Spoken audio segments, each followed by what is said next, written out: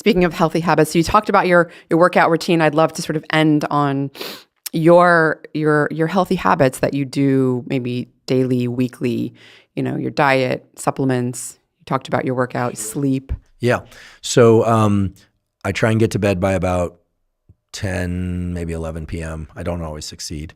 I wake up around 6 a.m. or so. If I don't sleep enough or I don't feel rested, I'll do a 10 to 20 minute, maybe 30 minute NSDR or yoga nidra. I get up. I like to hydrate. First thing I try and do is drink 16 to 32 ounces of water. I like just hydrate in the morning. Get outside and get some sunlight. If I can't get the sunlight, I get in front of that 10,000 lux light. I prefer to work out early in the day, in which case I'll drink caffeine if it's a resistance training workout. For me, that's yerba mate or coffee or both sometimes. I'll just tell you my workout schedule is really easy to hit on. Same thing I've been doing roughly for 30 years, although sometimes I've been less focused on it and let it lapse a bit here and there. So first day of the week, for me, it falls on a Monday, but it could be any day. I train my legs, calves, hamstrings, quads. I'm a big believer in glute ham raises, hack squats, leg curls, leg extensions, calf raises. Just keep the lower body strong, keep the posterior chain strong. There are a bunch of different ways to do this. One could do it with kettlebell swings or deadlifts, but those are the things that work well for me and that I can consistently add load or other ways of increasing intensity without getting hurt. Okay, knock on wood. The whole thing takes about an hour. Next day is a rest day, typically after leg day, and I'll try and do, I don't always do, but some deliberate heat and deliberate cold exposure. In an ideal world, it's 20 minutes of sauna, 3 to 5 minutes of cold, 20 minutes of sauna, 3 to 5 minutes of cold, 20 minutes of sauna, 3 to 5 minutes of cold. And yes, I finish with a warm shower because I'm a human being, and I like that. And I will listen to podcasts or books or something while I do it, and helps my recovery. It's also just thermal training. It has all the benefits of sauna and cold, and I like to do it on that day. The next day, I'll do typically a run, a 25 or 30 minute run at a kind of faster pace.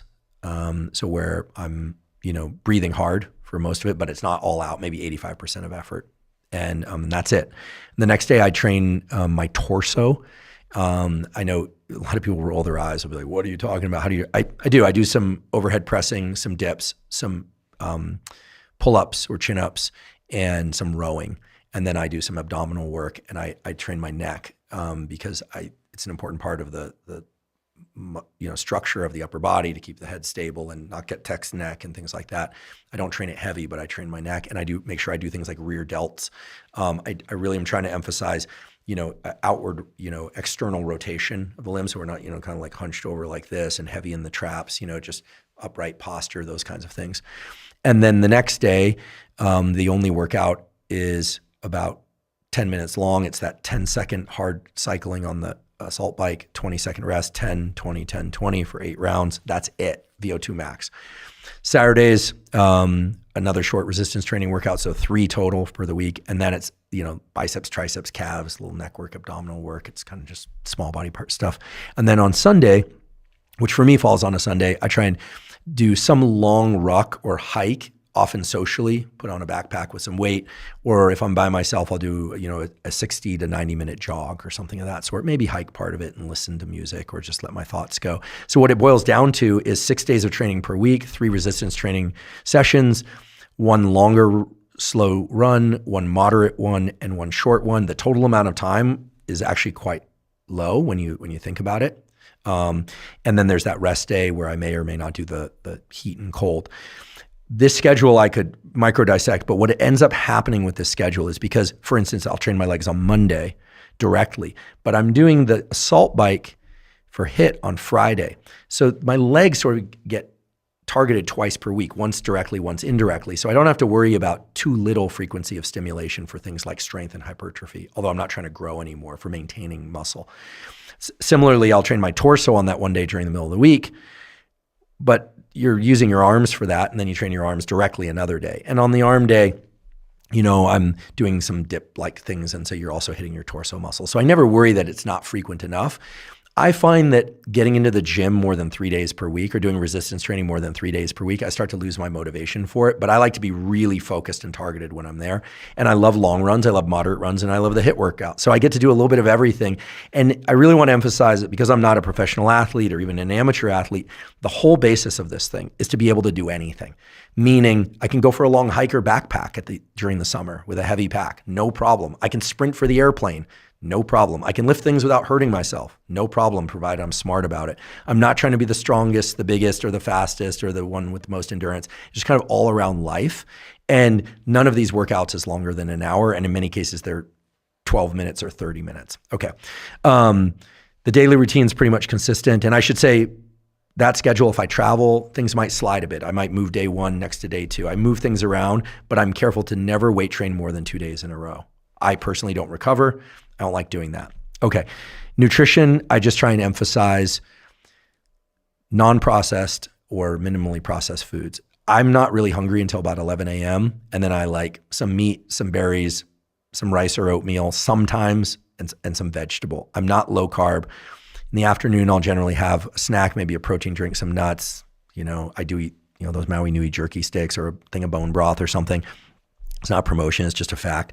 And then for dinner, I tend to emphasize less protein. For me, that works. This runs counter to what everyone says, but I like more vegetables, pasta, rice, risottos. Occasionally I'll go out for a big steak or something like that.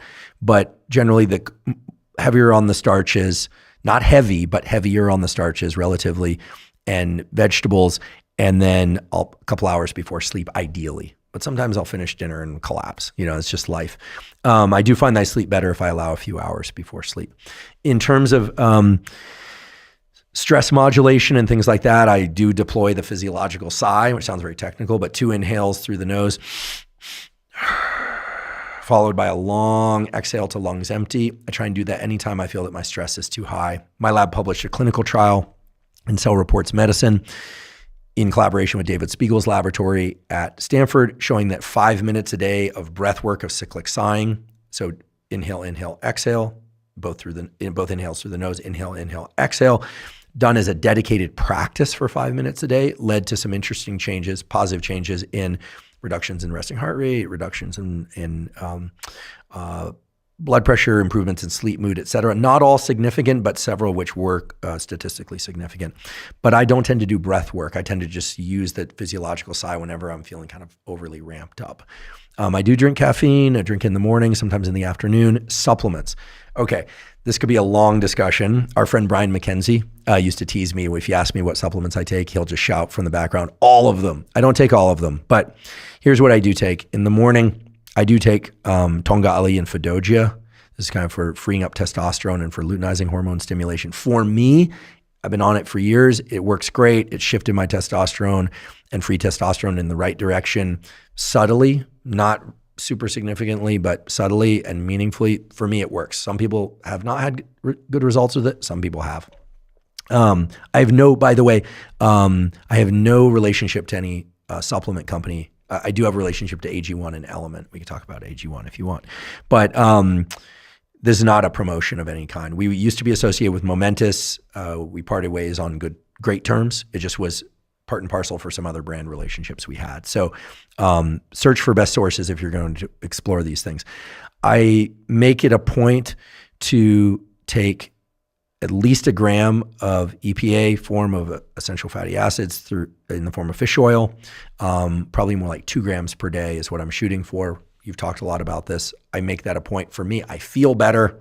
Okay, my blood work looks good, and that's something I really strive to do. And then I take a bunch of things that I don't know the extent to which they've really shifted my physiology in the best direction, but I know it hasn't made me worse, and I feel better. Okay, what am I talking about? I take a multivitamin with my first meal of the day, just to cover any basis that I might be missing out on. I take a ginger capsule. It seems to improve my digestion. I take a couple digestive enzymes when I eat. I take 100 milligrams of zinc with that meal. I do that consistently. I take, let's see, what else is in there? I take a low dose of boron, and there are a few other, and I make sure that I get enough vitamin D and K2, about 5,000 IU of vitamin D per day.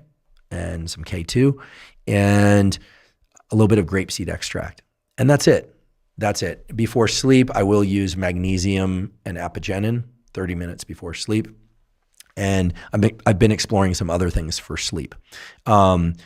In full disclosure, because I just think it's really important, I've experimented with various peptides recently. To be honest, they are so potent in certain directions that impact my sleep that I've started to kind of back away from most of them, but I'm very curious about a lot of them. There is a ton of animal data on BPC 157. So much interest in BPC 157. Very little, if any, human data. That worries me, but what worries me more is that BPC 157 appears to be angiogenic, meaning it grows blood vessels, and that can be great or it can be problematic depending on what those vessels are feeding. I'm not saying BPC 157 is bad. I'm just saying this is my kind of caution about it, and I hope to, and I will have. I have a calf injury on one leg that is due to some nerve damage from a skateboarding injury, repeated skateboarding injury years ago. I was trying to bring that back. And actually it's amazing. I was injecting it directly into the calf for a couple of weeks, and I actually found I could, and longer actually, it was a couple months by the time I finished because I was doing it infrequently. And I found I actually was able to finally contract that calf meaningfully while running and through weight workouts in a way that brought some of it back, but it was pretty badly atrophied. But I've been doing other things to try and get the tissue generating again, or I should say the neural activation of that calf. It's not a structural issue that I was born with. It's injury induced, and it feels much better. But I'm currently not taking BPC 157, and I'm worried about prolonged use. That's my concern.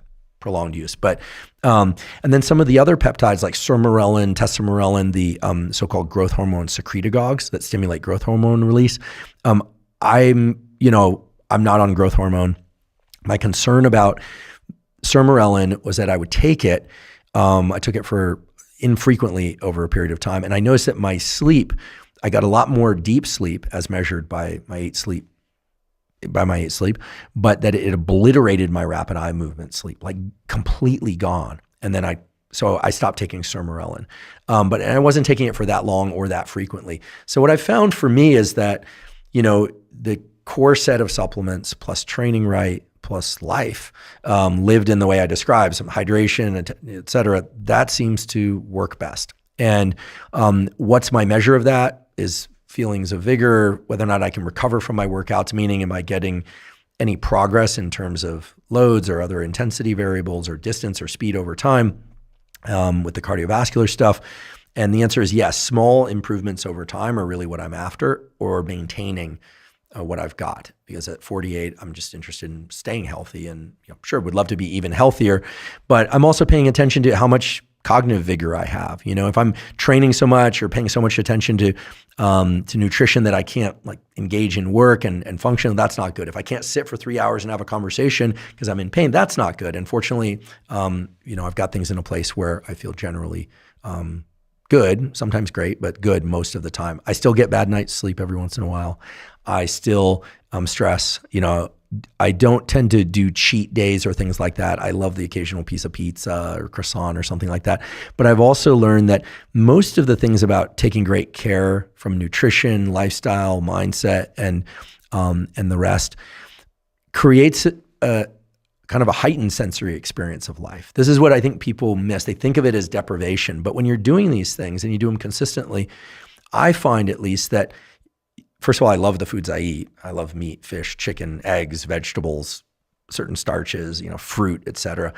That I enjoy all of those things, and I also enjoy all of life so much more. Whereas I find that things, for me anyway, alcohol, highly processed foods, they create a kind of cloak over my senses. I don't enjoy life as much. But of course, a really good cookie, or sure, that makes sense.